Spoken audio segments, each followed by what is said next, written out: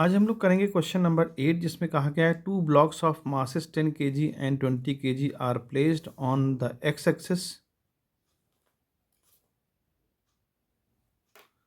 The first mass is moved on the axis by a distance of 2 centimeter. By what distance should the second mass be moved to keep the position of the center of mass of unchanged? तो देखते हैं इसको। Question number 8 में पहला वाला मास हमने 10 kg वाला origin में रख दिया और इससे डी डिस्टेंस हमने एज्यूम कर लिया कि दूसरा मास रखा है। अब अगर पहले वाले मास को हम 2 सेंटीमीटर मूव कर दें तो दूसरे वाले मास को कहाँ मूव किया जाए कि जो सेंटर ऑफ मास है वो उसकी पोजीशन ना बदले। तो हम ये देखते हैं कि पहला वाला जो है जब फर्स्ट में जब कहीं कोई किसी को नहीं डिस्प्लेस किया गया तो क्या पोजीशन बनेगी, तो मास इंटू x1 यानी m1 इंटू x1 और m2 इंटू x2 जो हमारा फार्मूला है एज इट इज़ वो लगा देंगे।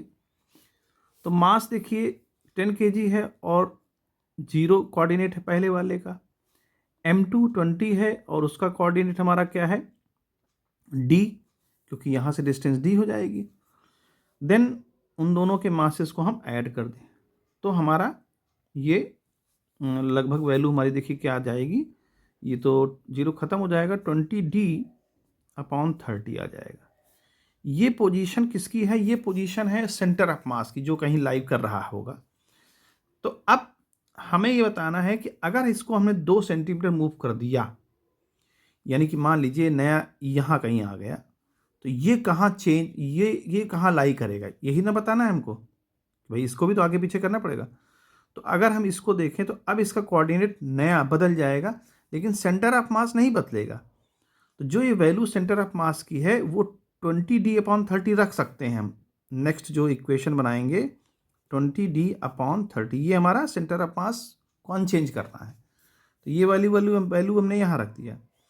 अब जो ये मास है 10 kg का उसको हमने खिसकाया 2 सेंटीमीटर, तो इसका क्या बन जाएगा, कोऑर्डिनेट 2 बना दिया, फिर प्लस ये 20 है और इसका हमें पता नहीं तो d डैश कर लेते हैं इसको, d डैश, इसका कोऑर्डिनेट पता नहीं तो d डैश हम कर लेते हैं।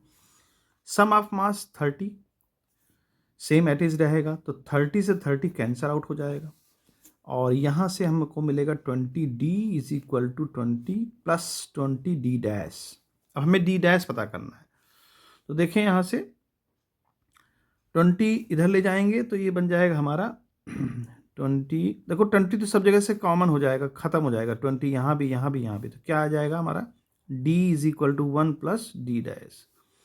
तो हमें d डैश की वैल्यू पता करनी है तो क्या हो जाएगा, d डैश = d-1, यानी कि d-1 का मतलब ये है कि ये जो d है ना हमारा, अब उसमें से एक कम करना पड़ेगा 1 सेंटीमीटर, मतलब इसको लगभग कहीं इधर खिसकाना पड़ेगा। माइनस का मतलब d से अब जो है उसको जैसे इसको इधर खिसकाएंगे तो उस d20 वाले को इधर खिसका देंगे 1 सेंटीमीटर, क्योंकि पूरा सिस्टम तो एक साथ नहीं खिसक रहा है। तो पहले 10 को खिसकाएंगे तो दूसरे वाले को इधर खिसकाएंगे ताकि उनका सेंटर ऑफ मास एक उसी जगह एग्जिस्ट करे। तो यहाँ से हम इस चीज़ को d-1 से पता कर सकते हैं कि 1 सेंटीमीटर मूव करना पड़ेगा टूवर्ड्स 10 kg वाले की तरफ। तो ये इसका आंसर हो जाएगा।